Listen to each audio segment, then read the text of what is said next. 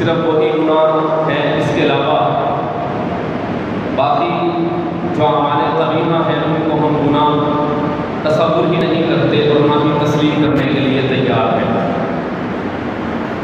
گناہ دو طرح کے ہوتے ہیں، ایک صغیرہ گناہ ہے اور ایک کبیرہ گناہ ہے۔ صغیرہ گناہ وہ ہیں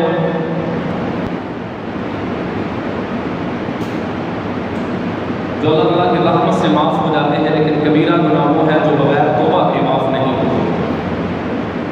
جب تک ہم اپنے اللہ سے اس گناہ کی معافی نہیں مانگیں گے، توبہ نہیں مانگیں گے، اس وقت تک وہ گناہ کسی صورت معاف نہیں ہوں گے۔ پھر وہ گناہ جتنے جو صغیرہ ہے، کبیرہ ہے، وہ گناہ یا تو انفرادی ہوں گے یا اجتماعی ہوں گے۔ انفرادی گناہ کا تعلق انسان کے ساتھ ہے اور اجتماعی گناہ کا تعلق معاشرے کے ساتھ ہے۔ جس نے ہمارے معاشرے کے توازن کا بگاڑ پیدا کر دیا، وہ گناہ جو ہمارے نزدیک گناہ ہے ہی نہیں، مثال کے طور پہ ممبر اور محراب سے کچھ گناہوں کی مذمت بیان ہوتی رہی، ان گناہوں کو ممبر اور محراب سے بیان کیا جاتا رہا اور لوگوں کے وہم و گمان میں وہ گناہ ہیں، اور بہت سارے علماء کرام کی گفتگو سے لوگوں نے ان گناہوں سے توبہ بھی کی۔ مثال کے طور پہ زنا، شراب، چوری، ڈکیتی وغیرہ، ان گناہوں کا تذکرہ ممبر اور محراب سے ہوتا رہا اور اس کی مذمت بیان ہوتی رہی، لوگوں نے ان گناہوں کو چھوڑ دیا۔ لیکن کچھ گناہ اس طرح کے تھے کہ وہ اجتماعی صورت اختیار کر گئے۔ آج میں نے ان میں سے چند ایک کا تذکرہ کرنا ہے، باقی انشاءاللہ میں نظم میں بیان کروں گا۔ وہ گناہ آہستہ آہستہ ہمارے سوسائٹی کا ناسور بنتے گئے۔ مثال کے طور پہ وعدہ خلافی، مثال کے طور پہ امانت میں خیانت، مثال کے طور پہ جھوٹ، مثال کے طور پہ ملاوٹ، ٹو لگانا، برے القابات سے کسی کو پکارنا، کسی کی جاسوسی کرنا، کسی کی عزت دھری کرنا، کسی کی آبرو کے ساتھ کھیلنا، اور تفاخر، تکبر، یہ وہ گناہ ہیں جو آہستہ آہستہ ہماری سوسائٹی کے اندر شامل ہوتے گئے اور ہمیں پتہ بھی نہ چلتا گیا کہ اس نے آہستہ آہستہ گھن کی طرح ہماری سوسائٹی کو کھانا شروع کر دیا۔ اور یاد رکھیے، جب کوئی گناہ اجتماعی صورت اختیار کر جاتا ہے تو اس کی معافی بڑی مشکل ہو جاتی ہے، اور اس پر اللہ کا عذاب آتا ہے، اس معاشرے پر، اس سوسائٹی پر۔ نبی کریم صلی اللہ علیہ وآلہ وسلم نے ارشاد فرمایا، میں اب اس کی مذمت قرآن و حدیث کی صورت میں آپ کے سامنے رکھنا چاہتا ہوں۔ اب ایک ملاوٹ ہے، اب یہ اکیلا ایک شخص جرم کر رہا ہے، لیکن اس ملاوٹ شدہ چیز کو ہر خاص و عام پیر و جوان بچہ ہے کہ مرتزن ہے وہ اس کا استعمال کر رہے ہیں، اور وہ انسانی جانوں کے ساتھ کھیل رہا ہے۔ اس کو پتہ ہی نہیں کہ اس نے کتنا بڑا جرم کیا ہے۔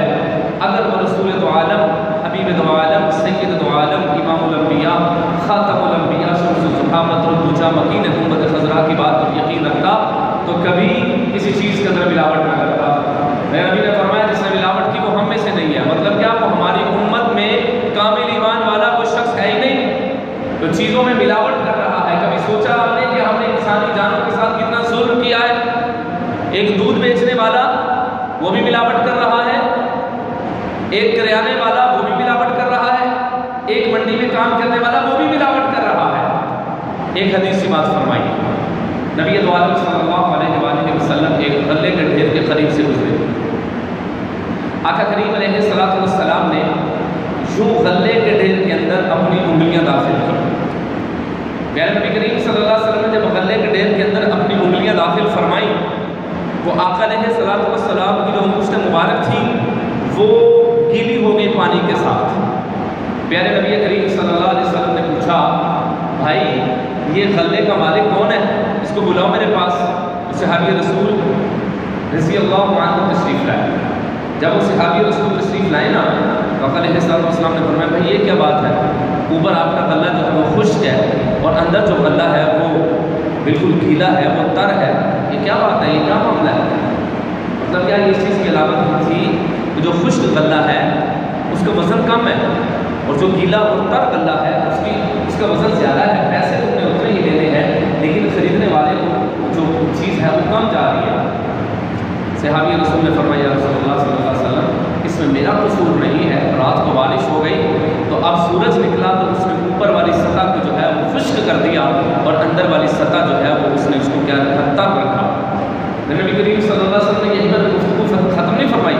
آپ نے فرمایا کہ کیوں کر کے تم نے اس طرح نہ کیا کہ نیچے والے غلے کو اوپر کر دیا اور اوپر والے غلے کو نیچے کر کے مکس کر دیا، تاکہ سورج کی روشنی سے ایک فائدہ یہ ہوتا کہ سارے کا سارا غلہ خشک ہو جاتا یا خریدنے والے کو پتہ چلتا کہ یہ جو ہے وہ غلہ جو ہے وہ گیلا ہے.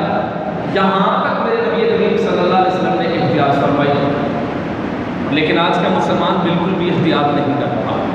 میں اس کی چھوٹی سی مثال دیتا ہوں. پرسوں کی بات ہے، ہم یہ سبزی منڈی میں گئے، ہم نے کسی کی طرف افطاری کے لیے جا رہے تھے. میرے ساتھ مولانا بلال احمد ہماری صاحب موجود تھے تو ہم نے کہا چلیے کچھ پھل لیے چلتے ہیں ہم کے لیے. اب ہم نے دیکھا کہ بیچنے والے سے ہم نے پوچھا کہ کتنے کا، اس کا بھاؤ کتنا ہے. آڑو کی پیٹی تھی تو اس نے کہا کہ اتنے کا ملے گا. میں نے کہا یار اتنے لے لو. اس نے اپنی مرضی کے پیسے لیے. جب ہم نے اس کے اندر لگی ہوئی لیئر دیکھی، 3 لیئر تھی. اوپر والی لیئر پہ بالکل موٹے بہترین آڑو، اس سے نیچے اس سے کم، اس سے نیچے اس سے کم. حالانکہ اس نے ہمیں جو مال دکھایا وہ اوپر والا مال دکھایا اور اس نے جو ہم سے رقم وصول کی ہے وہ اوپر والے مال کی وصول کی ہے. نیچے والا مال اگر ہمیں دکھاتا ہم اس کی وہ قیمت نہ دیتے. اب اس نے جو رقم کمائی ہے، اب مجھے بتائیے کہ اس کے اندر کیا حرام کی حلولیت نہیں ہوئی؟ کیا اس کے اندر اس کا حرام رزق شامل نہیں ہوا؟ جو احتیاط کرتے ہیں وہ جہاں تک احتیاط کرتے ہیں. میرے ایک دوست ہیں فہد بٹ صاحب، وہ دودھ کا کاروبار کرتے ہیں، جانور رکھے ہوئے، ڈیری فارم ہے ان کا. وہ مجھ سے مسئلہ پوچھنے لگے مولانا میں نے 10 بھینسیں رکھی ہوئی ہیں اور ایک میں گائے رکھی ہوئی ہے اور گائے کا دودھ بھی اس میں شامل کر لیتا ہوں، کیا یہ میرے رزق کے اندر حرام عمل تو نہیں ہو رہا؟ میں نے کہا اگر تو آپ کے خریداروں کو پتا ہے کہ اس میں گائے کا دودھ شامل ہو رہا ہے پھر تو اس میں کسی قسم کی کوئی قباحت نہیں ہے. میں نے کہا آپ نے تو اتنی احتیاط فرمائی ہے، اللہ آپ کو جزائے خیر دے. یہاں پر لوگ دودھ کم اور پانی زیادہ شامل کر کے لوگوں کو جو ہے وہ دودھ بیچ رہے ہیں، ان کو تو اتنا بھی خیال نہیں آتا. بلکہ میں اس سے بھی بڑی بات آپ کو بتاؤں کہ کیمیکلز کے ساتھ دودھ جو ہے وہ تیار ہو کے جو پیسے ہم وصول کر رہے ہیں وہ گائے بھینس کے دودھ کے وصول کر رہے ہیں، لیکن جو بیچ رہے ہیں وہ کیمیکل بیچ رہے ہیں. مجھے بتائیے جو انسانیت کے ساتھ کھیلے گا اس کے لیے بخشش کا سامان ہو سکتا ہے؟ کیا اس کے رزق میں برکت آ سکتی ہے؟ تو یہ وہ ایک انفرادی عمل تھا جو آہستہ آہستہ اس نے اجتماعی گناہ کی شکل اختیار کی. اور جب اجتماعی گناہ ہو جاتا ہے پھر اللہ تعالیٰ کی ذات بھی کسی صورت میں ہی معاف کرتی ہے. جب گناہ کا تعلق انفرادی ہو، زنا کا تعلق بندہ اور اللہ کے ساتھ ہے، شراب کا تعلق بندہ اور اللہ کے ساتھ ہے، تو جب بندہ اور اللہ کے ساتھ تعلق ہوتا ہے تو اللہ کی ذات معاف کرنے میں دیر نہیں لگاتی. لیکن جب اس کے اندر حقوق العباد آ جاتے ہیں پھر کسی صورت ہی اللہ معاف کرتے ہیں. اللہ کہتے ہیں بندوں کے جو تم نے حقوق مارے ہیں اس کی معافی تو اللہ ہی دے گا، بندہ ہی دے گا تو دے گا. پہلے بندے سے معافی مانگی جائے گی پھر اللہ تعالیٰ کی ذات معاف کرے گی. آئیے میں آپ کو قرآن مجید فرقان حمید اور رسول عالم صلی اللہ علیہ وسلم کی حدیث طیبہ سے کچھ اور گناہ کے بات حدیث مبارکہ سماعت فرمائیے. رسول پاک صلی اللہ علیہ وسلم شاہ فرمائے لا ایمان لمن لا امانت لہو، جو امانت دار نہیں ہے، جو امانت پر خیانت کرتا ہے اس کا ایمان ہی نہیں ہے. دیکھیے کہ ایمان امانت جو ہے یہ صرف اور صرف پیسوں کی صورت میں نہیں ہوتی. امانت میں خیانت صرف اور صرف سونے چاندی کی صورت میں نہیں ہوتی. امانت میں خیانت یاد رکھیے پیسے مال و دولت کے ساتھ ساتھ کسی کی عزت اور آبرو کی حفاظت بھی ہوتی ہے. کسی کی راز کی بات کو بیئر کر جانا، برداشت کر جانا، چھپا جانا، یہ بھی امانت ہے. اب میرے نبی نے صاف صاف فرمایا لا ایمان لمن لا امانت لہو، اس شخص کا کامل ایمان ہی نہیں ہے جو امانت دار نہیں ہے. اب مجھے بتائیے بتائیے کہ معاشرے کے اندر امانت میں خیانت کتنی گمبھیر صورتحال اختیار کر چکی ہے کہ لوگ امانت میں خیانت کرنا گناہ سمجھتے ہی نہیں ہیں. لوگ امانت میں خیانت کرنا اس کو اپنا حق سمجھنا شروع ہو گئے ہیں. لیکن میرے نبی دو عالم صلی اللہ علیہ وسلم کے ارشاد عالی شان ہے، آپ نے فرمایا کہ جو امانت دار نہیں ہے اس کا ایمان ہی نہیں ہے. کامل ایمان کے لیے شرط میرے نبی نے جو رکھی ہے وہ امانت میں خیانت نہ کرنا رکھا ہے. پیسوں میں امانت امانت ہے، مال میں امانت امانت ہے. کسی نے کوئی چیز آپ کے پاس بطور امانت رکھوائی، فار ایگزامپل کسی نے پیسے رکھوا دیے، ہو بہو وہی پیسے اس کو لوٹانا، یہ امانت داری ہے. یہ نہیں ہے یہ امانت داری ہے. امانت میں بھی یہ ضرور سمجھیے گا، یہ بھی امانت میں خیانت ہے کہ اس نے آپ کے پاس فار ایگزامپل 1 لاکھ روپے رکھوایا، آپ کو ضرورت پیش آئی، اس کی اجازت کے بغیر آپ نے پیسے استعمال کر لیے، چلو یار جب وہ مانگے گا میں اس کو دے دوں گا، یہ بھی امانت میں خیانت ہے. لیکن اگر آپ نے استعمال کرنے ہے تو جو شخص آپ کے پاس امانت رکھوا رہا ہے اس سے اجازت لینا ضروری ہے، مگر وہی رقم وہی پیسے وہی نوٹ اس کو واپس کرنا یہ امانت داری ہے. یہ ہے پیسوں میں امانت. اور جو راز میں امانت ہوتی ہے، نبی عالم صلی اللہ علیہ وسلم نے فرمایا جو کسی کے رازوں کے اوپر پردہ ڈالتا ہے قیامت والے دن اللہ تعالیٰ کی ذات اس کے رازوں کے اوپر یعنی گناہوں کے اوپر پردہ ڈال کے اس کے فیصلے میں اس کے لیے جنت الفردوس کے وعدے فرمائیں گے. تو اسی طرح میرے نبی نے فرمایا لا ایمان لمن لا عہد لہ، جو وعدہ پورا نہیں کرتا اس کا دین ہی نہیں ہے، اس کا دین ہی کامل نہیں ہے. اب مجھے بتائیے ہم کتنے وعدے روز موبائل فون پہ کرتے ہیں؟ ہم نے کس حدیث کا اطلاق آج موبائل فون پہ کر کے دیکھیں؟ موبائل فون پہ ہم کیا کر رہے ہوتے ہیں؟ میں 5 منٹ میں آپ کے پاس تشریف لا رہا ہوں، ہم کہتے ہیں کہ نہیں کہتے 10 منٹ میں آ رہا ہوں، آدھے گھنٹے میں آ رہا ہوں. یہ وعدہ کرتے ہیں کہ نہیں کرتے ہم موبائل فون پہ؟ حالانکہ ہمیں پتہ ہے ہم 10 منٹ میں وہاں پہنچ نہیں سکتے، تو ہمیں 10 منٹ کی بجائے ہمیں آدھے گھنٹے کا وقت لینا چاہیے اگلے بندے سے. وہ حدیث جو میرے نبی نے آج سے 1450 سال پہلے فرمائی کہ لا دین لمن لا عہد لہ، جو وعدے کی پابندی نہیں کرتا اس کا دین کامل نہیں ہے، اس کا اپلائی ہم نے آج کے دور کے اندر اگر کرنا ہے تو موبائل فون کی صورت میں دیکھ لیں. یا ہم کسی شخص سے جو وعدہ کرتے ہیں آیا ہم اس وعدے کی تکمیل کر رہے ہیں کہ نہیں کر رہے؟ رسول عالم صلی اللہ علیہ وسلم کا ایک غیر مسلم کے ساتھ کوئی معاہدہ ہوا، آپ نے کوئی چیز اس سے خریدی، آقا علیہ السلام کے پاس رقم پوری نہیں تھی، آپ نے فرمایا میں جو ہے وہ رقم لے کے واپس آتا ہوں، یا انہوں نے کہا کہ میں واپس آ رہا ہوں، آپ یہیں پر تشریف رکھیے. رسول عالم صلی اللہ علیہ وسلم وہیں پر کھڑے رہے وعدے کی پابندی کے مطابق.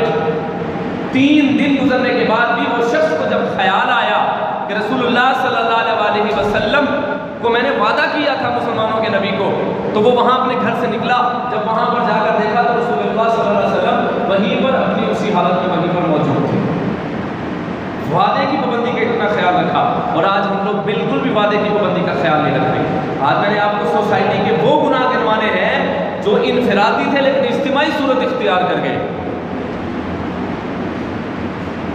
ملت کا جب گناہ ہو جاتا ہے انفرادیت سے اجتماعیت شکل اختیار کر لیتا ہے تو پھر وقت اس کو معاف نہیں کرتا. اللہ تو شاید اس کو معاف کر دے لیکن وقت اس کو معاف نہیں کرتا، کیونکہ اس گناہ نے انفرادیت سے اجتماعیت کی شکل اختیار کر لی ہے. زنا کا تعلق اگر بندے کے ساتھ ہو، 1 2 اکا دکا بندہ گناہ کر رہا ہو، اکا دکا بندہ شراب پی رہا ہو، تو اللہ بھی درگزر فرما دیتے ہیں. لیکن جب اجتماعیت کی شکل اختیار کر جاتی ہے پھر اللہ بھی کہتے ہیں کہ اب معافی کسی صورت میں ہوگی، چونکہ اب انفرادیت سے گناہ نکل کر اجتماعیت میں آ گیا. ایک بندہ ملاوٹ کر رہا ہو تو اللہ اس کے ایک گناہ کو معاف کر دے. جب پوری کی پوری قوم ہی ملاوٹ کے اندر مبتلا ہو جائے تو کس طرح معافی ہوگی؟ کیونکہ انفرادیت کچھ گناہ اس طرح کے ہوتے ہیں کہ اس بندے کا تعلق اپنے ساتھ ہوتا ہے، لیکن کچھ گناہوں کا تعلق اس طرح کا ہوتا ہے یعنی اس طرف صرف حقوق اللہ ہوتے ہیں لیکن اس طرف حقوق العباد ہوتے ہیں. اب ملاوٹ کا تعلق حقوق اللہ کے ساتھ تو ہے ہی ہے، اس سے کہیں زیادہ حقوق العباد کے ساتھ ہے. اور جب حقوق العباد کے ساتھ تعلق ہو گیا اللہ کی ذات تو معاف فرما دے گی، لیکن جن بندوں کے ساتھ ہم نے ملاوٹ والی چیزیں ان کو کھلا دی، اصل رقم لے کر 2 نمبر مال دیا، اس سے معافی کون مانگے گا؟ یہ ساری کی ساری چیزیں لال و ترتمہ کی وجہ سے آئی. تو یاد رکھیے جب گناہ اجتماعیت کی صورت اختیار کر جائیں پھر اجتماعی توبہ کی ضرورت ہوتی ہے. جب گناہ کا تعلق انفرادیت کے ساتھ ہو تو انفرادی توبہ سے وہ گناہ معاف ہو جاتا ہے، لیکن جب اجتماعی طور پہ گناہ ہو جائیں تو پھر اجتماعی طور پر معافی مانگنے کی ضرورت ہے، اللہ سے بھی اور بندوں سے بھی. कुछ गुनाह इस तरह के हैं कि हमने उन गुनाहों को गुनाह समझा ही नहीं है। आइए मैं आपको कुरान मजीद फुरकान हमीद की एक आयत मुबारक सुनाता हूँ। वइबादुर रहमान अल्लज़ीना यमशून अलल अर्दि हौना व इज़ा ख़ातबहुमुल जाहिलूना क़ालू सलामा। यहाँ पर मैं अर्ज़ करना चाहता हूँ कि सूरह फुरकान के अंदर इसके आखिरी रुकू में अल्लाह ने फरमाया कि जो अल्लाह के नेक बंदे हैं, कुरान की ऐसी बात फरमाई है वइबादुर रहमान अल्लज़ीना यमशून अलल अर्द, कि अल्लाह के जो नेक बंदे होते हैं, जो रहमान के बंदे होते हैं, यमशून अलल अर्द, जब वो ज़मीन पर चलते हैं, हौनन, वो बिल्कुल झुककर चलते हैं। जब एक बंदा तकब्बुर कर रहा है तो उसका ताल्लुक उसकी इनफिरादियत के साथ है। जब पूरी कौम ही तकब्बुर के अंदर मुब्तला हो जाए, जब रियासत के फर्द से लेकर खान की जिंदगी के एक मालिक तक यही मामलात हों तो फिर इज्तिमाई तौबा की ज़रूरत है। यहाँ पर मैं तकब्बुर का जिक्र निकला है तो तकब्बुर को बयान करना चाहता हूँ। एक तकब्बुर होता है पैसे का, जिसको अल्लाह ने बहुत ज़्यादा पैसा दे दिया है और वो तकब्बुर में आ गया है। एक तकब्बुर है ओहदे का, जिसको अल्लाह ने कोई ओहदा दे दिया और वो ओहदे की वजह से तकब्बुर में आ गया। एक तकब्बुर है हुस्न का, जिसको अल्लाह ने सबसे ज़रा हट के खूबसूरती दे दी, वो अपने आप को महान चीज़ समझना शुरू हो जाता है। हालांकि पैदा करने वाला तो अल्लाह है, काला रंग देने वाला भी अल्लाह है, सुर्ख रंग देने वाला भी अल्लाह है, कड़ियल जवान पैदा करने वाला भी अल्लाह है, छोटा कद देने वाला भी अल्लाह है, दरमियाना कद देने वाला भी अल्लाह है, ऊंचा कद देने वाला भी अल्लाह है। ये हुस्न का तकब्बुर ले डूबता है इंसान को, ये पैसे का तकब्बुर ले डूबता है इंसान को, ये ओहदे का तकब्बुर ले डूबता है इंसान को, और इल्म का तकब्बुर तो इंतहाई खतरनाक है। हम अगर खानदान के अंदर एक फर्द 4 जमातें पढ़ ले, वो रिश्तेदार तो दूर की बात है, अपने माँ बाप को भी अनपढ़ कहना शुरू कर देता है। वो अपने भाई को अनपढ़ कहना शुरू, वो भाई जिसने मेहनत करके अपने छोटे भाई को बेटों की तरह पढ़ाया हो, वो अपने भाई को ही अनपढ़ कहना शुरू कर देता है। वो अपनी माँ को ही अनपढ़ कहना शुरू कर देता है, वो अपने बाप को ही अनपढ़ कहना शुरू कर देता है।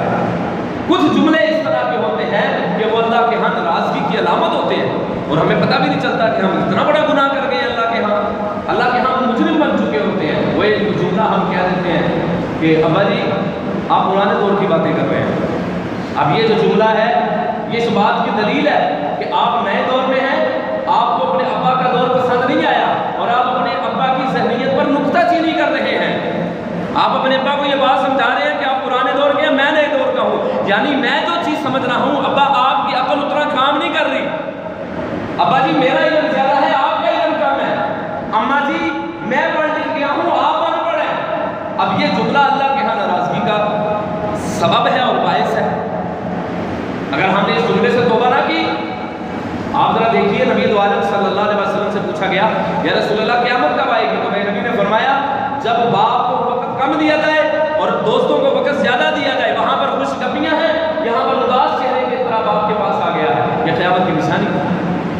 दोस्तों के गेट टुगेदर में ज़्यादा वक्त गुजारा जाएगा और बाप को वक्त कम दिया जाएगा। रसूल दो आलम सल्लल्लाहु अलैहि वसल्लम ने फरमाया कि जब माओं को जलील किया जाए, समझो क़यामत आ गई है।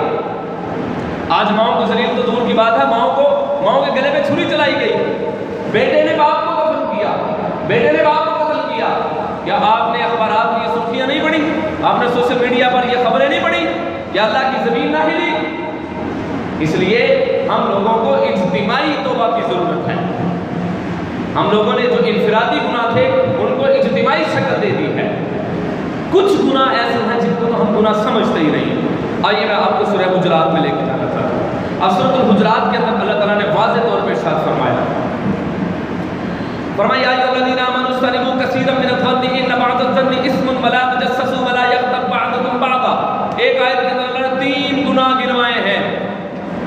नंबर 1, जो हमारे अंदर बहुत ज़्यादा बीमारी फैल चुकी है, हम अपने मुसलमान भाई से खुशगुमा होते ही नहीं हैं, बदगुमानी करते हैं हम अपने मुसलमान भाई से, अपने सगे भाई से, अपने रिश्तेदार से, अपने हमसाए से, अपने क्लास फेलो से, अपने कोलीग से हम लोग बदगुमानी करते हैं। मेरे अल्लाह ने कुरान में फरमाया इन्न बअज़-ज़न्नि इस्मुन, बाज़ गुनाह जो होते हैं वो गुनाह होते हैं।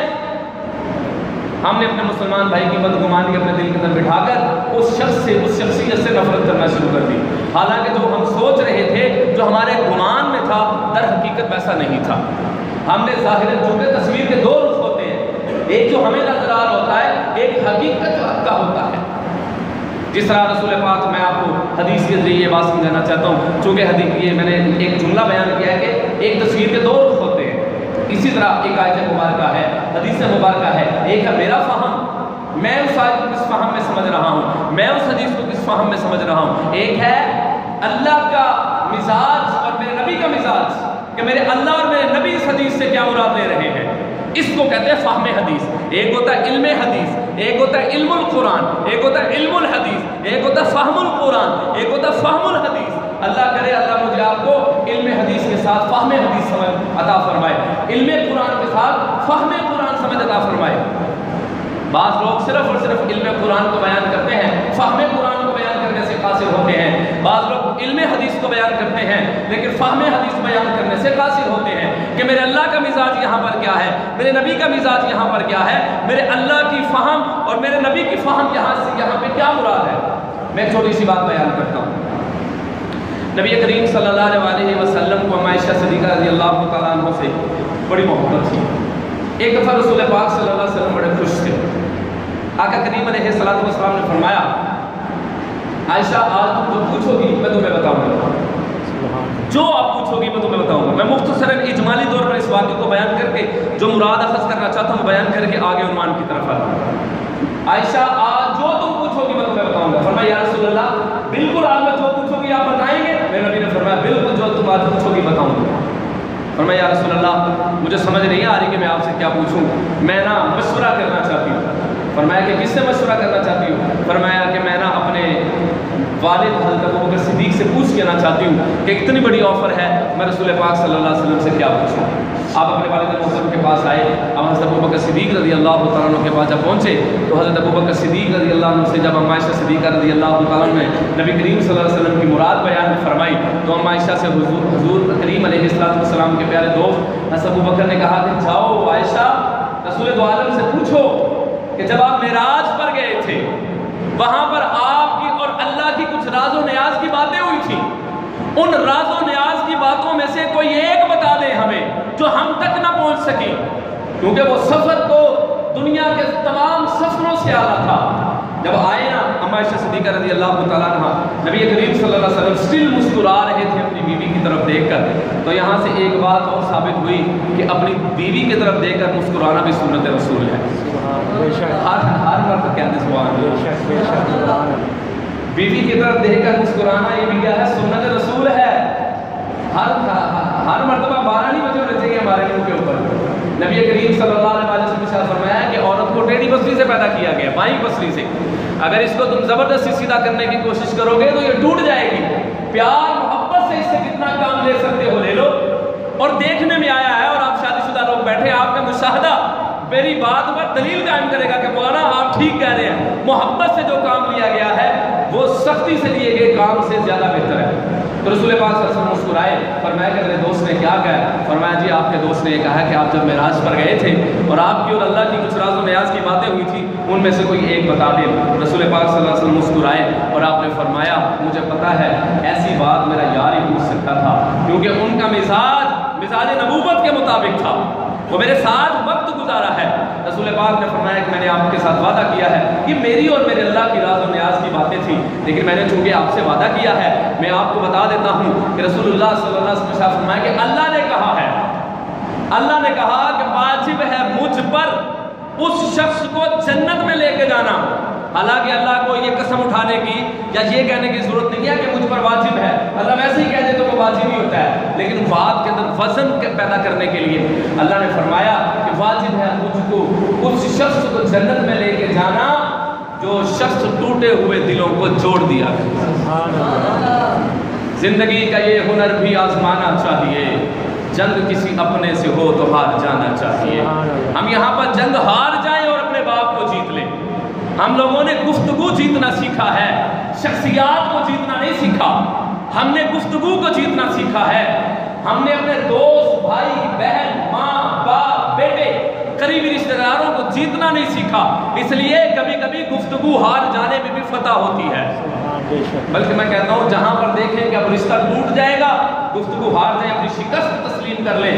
خدا کی قسم یہ جو شکست ہے رشتہ بچانے کے لیے، میرے نبی دو عالم صلی اللہ علیہ وآلہ وسلم نے ارشاد فرمایا اگر معاف کرنے سے، رشتہ جوڑنے کی وجہ سے جو تم معاف کر رہے ہو، اگر تمہاری عزت میں کمی آئے، سنیے میرے نبی نے فرمایا اگر معاف کرنے سے تمہاری عزت میں کمی آئے قیامت کے روز مجھ سے لے لینا. معاف کرنے سے عزت میں کمی نہیں آتی، معاف کرنے سے عزتوں میں زیادتی آتی ہے، عزتیں بڑھتی ہیں. جب انہوں نے فرمایا نا کہ جو رشتوں کو جوڑے اس پر جنت واجب ہے، عائشہ صدیقہ رضی اللہ عنہ فوراً گئی رسول پاک صلی اللہ علیہ وسلم کے پیارے صحابی حضرت ابوبکر صدیق رضی اللہ عنہ کے پاس اور جا کر سارا واقعہ بتایا، کیونکہ حضرت ابوبکر صدیق نے کہا تھا جو حضور راز کی بات بتائیں مجھے آ کر ضرور بتانا. جب یہاں پر آ کر عائشہ نے بتلایا تو جب بتایا کہ جو ٹوٹے ہوئے دلوں کو جوڑ دے گا اس پر جنت واجب ہو جائے گی، تو یہاں پر عائشہ صدیقہ رضی اللہ عنہ کے والد اور نبی دو عالم صلی اللہ علیہ وسلم کے پیارے صحابی اور دوست اونچی آواز میں رونا شروع ہو گئے کہ محلے والے آپ کے رونے کی آواز سننے لگے. تو عائشہ فرماتی ابا جان یہاں پر تو خوش ہونے کی بات تھی، آپ رو کیوں دیے؟ حضرت ابوبکر صدیق نے فرمایا میری بیٹی آپ حدیث کے ایک رخ کو دیکھ رہی ہو، میں حدیث کے دوسرے رخ کو بھی دیکھ رہا ہوں، میں دوسرے رخ کو دیکھ رہا ہوں. فرمایا ابا مجھے سمجھ نہ آئی، ابا مجھے سمجھائیے. حضرت ابوبکر صدیق نے فرمایا اگر ٹوٹے ہوئے دلوں کو جوڑنے پر جنت کا وعدہ ہے تو جو جڑے ہوئے دلوں کو توڑے گا اپنے مزاج کی سختی کی وجہ سے وہ شخص جہنم میں جائے گا. اور آج ذرا میں اور آپ اپنا محاسبہ کریں کیا ہم دلوں کو جوڑنے والے ہیں یا دلوں کو توڑنے والے بنے ہوئے ہیں؟ ہمارے پاس کوئی پنچایت آ جائے ہم پارٹی نہ بنے بلکہ ہم مسند انصاف پر بیٹھے ہوئے ہیں. آپ کی حد الوسع کوشش یہ ہونی چاہیے کہ ان کا رشتہ ٹوٹے نہیں بلکہ جڑ جانا چاہیے. یہاں پر نبی کریم صلی اللہ علیہ وسلم کی حدیث باصادت کو ارشاد فرمائے. نبی کریم صلی اللہ علیہ وسلم کی احادیث جو ہمارے لیے مینار نور ہے. آپ نے فرمایا لا ایمان لمن لا امانۃ لہ، جو امانت میں خیانت کرے وہ مومن نہیں. لا دین لمن لا عہد لہ، جو دین کے اندر جو وعدہ پورا نہیں کرتا اس کا دین نہیں. من غش فلیس منا، جس نے ملاوٹ کی وہ ہم میں سے نہیں. اب نبی کریم صلی اللہ علیہ وسلم نے ارشاد فرمایا اجتنبوا کثیرا من الظن ان بعض الظن، جو چیز ہمیں واضح نظر آ رہی ہوتی ہے حقیقت میں وہ نہیں ہوتی. جب تک ہم اس کو تسلی نہ کر لیں اس وقت تک اپنے دل میں کوئی بات نہ بٹھائیں. یہاں پر ایک حدیث سماعت فرمائیے. نبی دو عالم صلی اللہ علیہ وسلم نے ارشاد فرمایا اکثر سوشل میڈیا پر آج ہم اس حدیث کو سوشل میڈیا پر اپلائی کرتے ہیں، چونکہ میرے نبی کا جو دین ہے وہ آفاقی دین ہے، وہ کہیں نہ کہیں پر آیت مبارکہ حدیث مبارکہ فٹ ہو رہی ہے. بعض اوقات ہماری عقل اتنی نہیں ہوتی کہ ہم اس کو معاشرے کے اوپر اپلائی کرنے سے قاصر ہوتے ہیں. ہمیں نبی کریم نے فرمایا کسی شخص کے جھوٹا ہونے کے لیے یہی کافی ہے. پھر سماعت فرمائیں کسی شخص کے جھوٹا ہونے کے لیے یہی کافی ہے وہ سنی سنائی بات کو آگے فارورڈ کرتا ہے. سنی سنائی بات کو نبی نے فرمایا وہ سنی سنائی بات کو آگے منتقل کرتا ہے، وہ شخص جھوٹا ہے. اب یہاں پر ایک اور حدیث سماعت فرمائے. میرے نبی کریم صلی اللہ علیہ وسلم نے فرمایا جس نے کوئی بات میری طرف منسوب کی حالانکہ وہ میں نے نہیں کہی. اب سوشل میڈیا پہ ہم واٹس ایپ میں اوپر لکھا ہوتا ہے فرمان رسول اللہ، جس کو عقل بھی تسلیم نہیں کر رہی ہوتی. جس طرح آج کل ایک قضائے عمری کی نماز کی حدیث آ رہی تھی کہ جو شخص 2 رکعت نماز پڑھے گا اتنی مرتبہ سورہ اخلاص پڑھ لے، اتنی مرتبہ سورہ فاتحہ پڑھ لے، اتنی مرتبہ یہ پڑھ لے یہ پڑھ لے، اس کی پچھلی ساری نمازوں کی قضا ادا ہو جائے گی. جھوٹ ہے، غلط ہے. اسی طرح ایک اور حدیث وائرل ہوئی جو سب سے پہلے کسی کو رمضان المبارک کی بشارت دے گا اس پر جنت واجب ہو جائے گی. کوئی حدیث نہیں. دھڑا دھڑ فارورڈ ہو رہی ہے، واٹس ایپ گروپ کے اندر فارورڈ ہو رہی ہے، فیس بک گروپس کے اندر فارورڈ ہو رہی ہے، شیئر کرتے چلے جا رہے ہیں. رسول اللہ صلی اللہ علیہ وسلم نے ارشاد فرمایا جس نے کوئی ایسی بات میری طرف منسوب کی جو کہ میں نے نہیں کہی فَلْيَتَبَوَّأْ مَقْعَدَهُ مِنَ النَّارِ، وہ اپنا ٹھکانہ جہنم کو بنا لے. اس لیے کسی مستند عالم نے اگر کوئی بات آپ کو فارورڈ کی ہے، عالم بھی عالم ہو، اس نے داڑھی نہ رکھی ہو، ٹوپی نہ پہنتا ہو، عالم ہو، اگر آپ کے پاس کوئی ایسا دوست نہیں تو آپ اپنی مسجد کے کسی عالم سے اس کی تصدیق کروائیں، پھر اس کو آگے فارورڈ کریں. آج کے بعد میرے نمازیوں میں سے کوئی شخص یہ دوبارہ یہ غلطی نہیں کرے گا. वगरना ये गुनाह अजीम है। मेरे नबी के इरशाद है, और ये ऐसी हदीस है जो मुत्तफ़क़ुन अलैहि हदीस है, इसके रावी बड़े मजबूत हैं। फल्यतबव्वा मक़अदहु मिनन नार, तो वो अपना ठिकाना जहन्नुम का बना ले। आइए आगे चलते हैं। अगर मैं ये कहा कि जब इनफरादी गलती हो तो अल्लाह माफ़ करता है, अब ये इज्तिमाई शक्ल इख्तियार कर गई है। आपका फेसबुक पर एक शेयर करना लाखों लोगों तक जाता है, लाखों लोगों तक आप झूठ फैलाने के अंदर शामिल हो चुके हैं। जरा सोचिए, अगर हमसे वो गलती तो नहीं हुई? अगर कोई ऐसी हदीस हमने फॉरवर्ड की है तो लोगों को जाकर उस ग्रुप्स के अंदर बतलाएं और अपनी उस पोस्ट को जाकर डिलीट करें। हम उस गुनाह के अंदर शामिल तो नहीं हो रहे। अल्लाह हम सबको इस गुनाह अजीम से महफूज फरमाए। आगे चलिए, आगे अल्लाह का कुरान कहता है, वला यग़्तब बअज़ुकुम बअज़ा, एक दूसरे की गीबत न किया करो। मैं अपनी सोसाइटी को बयान कर रहा हूँ, इन गुनाहों को गुनाह समझा ही नहीं जा रहा। आज पूरी पूरी कौम जो है इस गुनाह के अंदर मुब्तला हो चुकी है। गीबत, मेरे नबी करीम सल्लल्लाहु अलैहि वसल्लम साहब ने पूछा, या रसूलल्लाह गीबत क्या है? अतदरून मल गीबा, गीबत जानते हो क्या? उन्होंने कहा अल्लाह व रसूलुहु आलम, अल्लाह और उसके रसूल ही बेहतर जानते हैं कि गीबत क्या है। आपने फरमाया किसी की गैर मौजूदगी में उसके गुनाह को डिस्कस करना। आज जरा हम अपनी महफिल को देखें, हम अपने मुसलमान भाई के ऐबों को छान ले रहे, हम अपने मुसलमान भाई के गुनाहों को बयान नहीं कर रहे। गीबत है। साहबा ने कहा या रसूलल्लाह, अगर वो ऐब उसमें मौजूद हो फिर हम उसको डिस्कस करें तो फिर? मेरे नबी ने फरमाया जब ऐब मौजूद है, गुनाह मौजूद है, फिर हम उसको डिस्कस कर रहे हैं, यही तो गीबत है। हमें जरूरत क्या है किसी का गुनाह डिस्कस करने की? हम होते कौन है किसी के गुनाह को बयान करने वाले? ये उसका और अल्लाह का ताल्लुक है। ऐन मुमकिन है जिसका गुनाह हम डिस्कस कर रहे हैं वो अल्लाह से माफी मांग ले, वो बख्शा जाए और हम पकड़े जाए। हमें जरूरत क्या है किसी का गुनाह बयान करने की, किसी का गुनाह उछालने की? मेरे नबी ने फरमाया अगर वो ऐब उसमें मौजूद नहीं फिर हम कोई ऐब उसका बयान कर रहे हैं, वो तो सीधा सीधा बहतान है, वो तो इल्ज़ाम है, और बहतान पर अल्लाह ने कोड़ों की सज़ा रखी है और हमें पता ही नहीं है। एक छोटी सी हम एक बहुत बड़ी हम समझते हैं ये कुछ भी नहीं है, हम किसी को कह देते हैं हराम ज़्यादा, बस ये लफ्ज़ इस्तेमाल नहीं करना चाहिए, लेकिन मैं आपकी इस्लाह के लिए बयान कर रहा हूँ। हम अक्सर कह देते हैं कि आप हराम ज़ादे हो, मतलब क्या आप उसको कह रहे हो कि तुम हराम की औलाद हो, तुम्हारी माँ ज़ानिया है और तुम ज़िना की वजह से पैदा हुए हो। मामूली गाली है, शरीयत मुतहरा इस पर कोड़ों की सजा दे रही है। समानी लजल्दतुम वला तक़बलू लहुम शहादतन अबदा, 80 कोड़े लगेंगे और जिस शख्स ने किसी को ये लफ्ज़ इस्तेमाल किए हैं कभी उसकी गवाही कबूल नहीं की जाएगी। और हम इस गुनाह को गुनाह समझ नहीं रहे, और ये गुनाह इनफरादियत से निकलकर इज्तिमाइयत में आ चुका है। और इज्तिमाइयत में जब गुनाह आता है तो जब तक इज्तिमाई तौबा नहीं होती उस वक्त तक अल्लाह भी माफ़ नहीं करते। अल्लाह तो हमें शायद माफ़ कर ही दे, लेकिन एक होता है अल्लाह का लॉ, एक है नेचर का लॉ। अल्लाह का लॉ यह है अल्लाह गफूर रहीम है, माफ़ करने वाला है, लेकिन नेचर जो होती है वो इंसान को माफ़ नहीं करती, वो उसको सजा दे के रहती है। आगे जरा सुनिए, वला यग़्तब बअज़ुकुम बअज़ा, ये है क्या गीबत?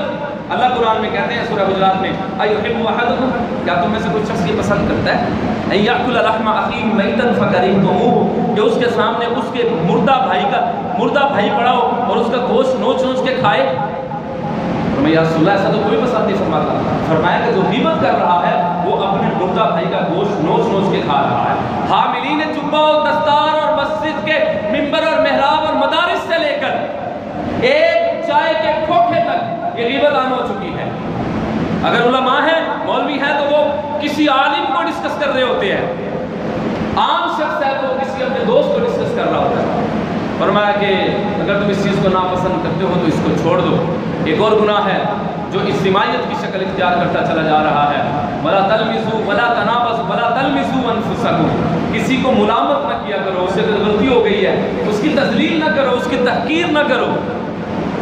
गुनाह का हो जाना ये इंसान होने की दलील है, और गुनाह पर फिर शिद्दत इख्तियार कर जाना, उस गुनाह से तौबा ना करना, माफ़ी ना मांगना, अपने आप को सही कहना शुरू कर देना, ये शैतान होने की दलील है। और हम इंसान हैं और हमसे गलतियाँ हुई हैं और हो रही हैं, होंगी। अल्लाह हमें तौबा की तौफीक देता रहेगा, देता था, और जब तक हम तौबा करते रहेंगे अल्लाह माफ़ी का दरवाज़ा खोलते रहेंगे हम।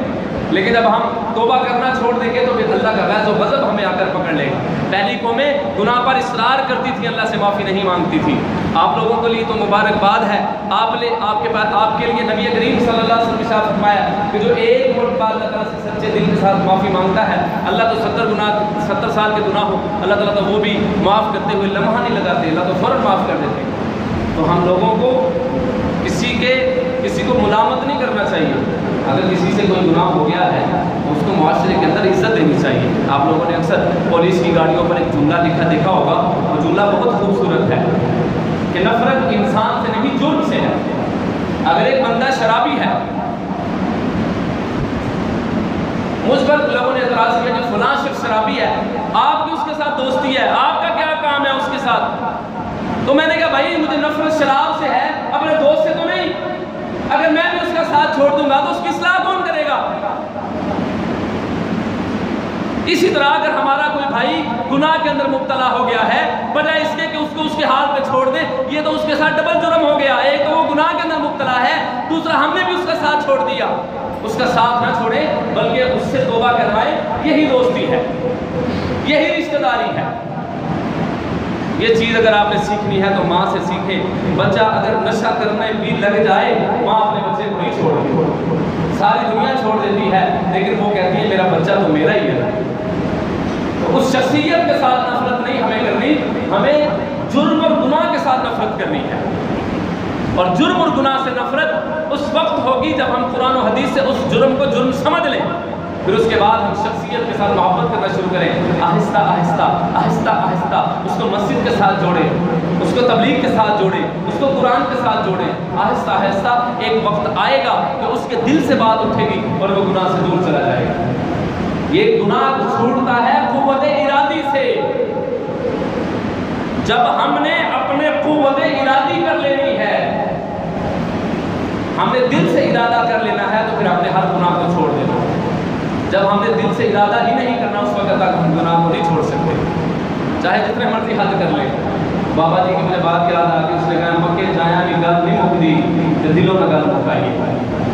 جب دل سے بات ختم کر لیں گے پھر اللہ بھی ہمارا مددگار اور ناصر ہو جاتا ہے۔ گناہ چھوڑے اور کہ اللہ میں نے گناہ چھوڑ دیا، میں معافی مانگتا ہوں، اب آپ میرے حامی و ناصر ہیں، آپ نے میری مدد کرنی ہے۔ مختصراً آگے قرآن مجید فرقان حمید کی آیت کو سماعت فرما لیں۔ وَلَا تَنَابَزُوا بِالْأَلْقَابِ، الٹے نام سے کسی کو نہ پکارو۔ وہ نام جو معاشرے میں بگڑ گیا اور جس کا نام الٹا لیا جا رہا ہے، وہ اس نام سے ہتک محسوس کرتا ہے، نفرت کرتا ہے، فیل کرتا ہے کہ یار میرا الٹا نام لے رہے ہیں۔ تو فرمایا ایسا نام اسے الٹے نام سے نہ پکارو۔ ہم لوگوں کو تسلیل کرنے کے لیے، تاکید کرنے کے لیے الٹے نام ڈال دیتے ہیں، اللہ کے قرآن نے منع فرمایا وَلَا تَنَابَزُوا بِالْأَلْقَابِ بِئْسَ الِاسْمُ الْفُسُوقُ بَعْدَ الْإِيمَانِ۔ ایمان کے بعد ایسے گناہ جو ہیں وہ بہت بڑے گناہ ہیں۔ ایسے نام جو ایمان کے بعد الٹے نام لیے جائیں، یہ گناہ کے زمرے میں آتے ہیں۔ وَمَن لَّمْ يَتُبْ فَأُولَٰئِكَ هُمُ الظَّالِمُونَ، جو توبہ نہیں کرے گا وہ ظالموں میں سے ہو جائے گا۔ اور آگے قرآن مجید فرقان حمید کی آیت کا آخری حصہ بیان کر کے بات کو ختم کرتا ہوں۔ اللہ نے فرمایا یا ایھا الناس اتقوا ربکم یا ایھا الناس انا خلقناکم من ذکر و انثی۔ اللہ کہتے ہیں میں نے انسان کو مرد، مومنوں تمہیں مرد اور عورت کے ملاپ سے پیدا کیا۔ وجعلناکم شعوبا وقبائل، اور میں نے تمہارے قبیلے اور برادریاں بنائی ہیں۔ لتعارفوا، صرف تعارف کے لیے، تفاخر کے لیے نہیں، تکبر کے لیے نہیں۔ اگر برادری کا بڑا ہونا کامیابی کی دلیل ہوتی، خاندان کا بڑا ہونا کامیابی کی دلیل ہوتی، خوبصورت ہونا کامیابی کی دلیل ہوتی، تو پھر تو حضرت بلال حبشی رضی اللہ تعالیٰ عنہ کا اسلام کے اندر کوئی مقام نہ ہوتا، نہ رنگ، نہ نسل، نہ حسب، نہ خوبصورتی، نہ ظاہری جاہ و جلال، نہ مال و دولت، نہ قبیلہ، نہ خاندان۔ اگر ظاہری یہ جو چیزیں میں نے بیان کی ہیں یہ کامیابی کی دلیل ہوتی تو ابو لہب سے خوبصورت تو مکے میں کوئی نہیں تھا۔ ابو لہب دور سے آتا ہوتا تھا تو شعلے کی طرح اس کا چہرہ چمک رہا ہوا ہوتا تھا، لیکن اس کی نسبت کمزور تھی۔ حضرت بلال حبشی رضی اللہ تعالیٰ عنہ کے ساتھ ظاہراً جو چیزیں میں نے بیان کی ان میں سے کوئی ایک بھی نہیں تھی، لیکن جو موجود تھی وہ تقویٰ تھا اور ایمان کی دولت تھی۔ آگے اللہ نے قرآن میں فرمایا ان اکرمکم عند اللہ اتقاکم، تم میں سے بڑا وہ ہے جو تقوی میں بڑا ہے۔ تو اگر ہمارے ہاں ہر چیز موجود ہے لیکن تقوی نہیں ہے، اللہ کا ڈر نہیں ہے، اللہ کا خوف نہیں ہے، تو کامیابی کی ضمانت نہیں ہے۔ آج اگر کسی کو اللہ نے جٹ فیملی میں پیدا کر دیا تو وہ کہتا ہے کہ میں پتہ نہیں کیا بن گیا ہوں۔ اگر اللہ نے کسی کو مغل بنا دیا ہے، کسی کو رئی بنا دیا ہے، تو کیا وہ دوسری اقوام کی تذلیل و تحقیر کرنے کے لیے دنیا میں آیا ہے؟ یہ بخشش کا سامان نہیں ہوگا، یاد رکھیے۔ ان اکرمکم عند اللہ اتقاکم، اللہ کے ہاں تو بڑا وہ ہے جو تقوی میں سب سے بڑا ہے۔ اگر ایک چھوٹے خاندان کا بچہ قاری قرآن بن جائے، عالم دین بن جائے، تو اللہ تعالیٰ کی ذات عالم نے دنیا میں ہمیں یہ چیز سمجھائی ہے۔ بڑے بڑے چودھری پیچھے مسلح میں نہیں آ سکتے، وہ صفوں میں کھڑے ہوتے ہیں، اور ایک چھوٹے خاندان کا بچہ جو عالم بن گیا ہے وہ مسلح رسول کا وارث اللہ نے اس کو بنا دیا۔ بات تو تقوی کی ہے۔ اس لیے ان اکرمکم عند اللہ اتقاکم، اللہ کے ہاں تو بڑا وہ ہے جو تقوی میں بڑا ہے۔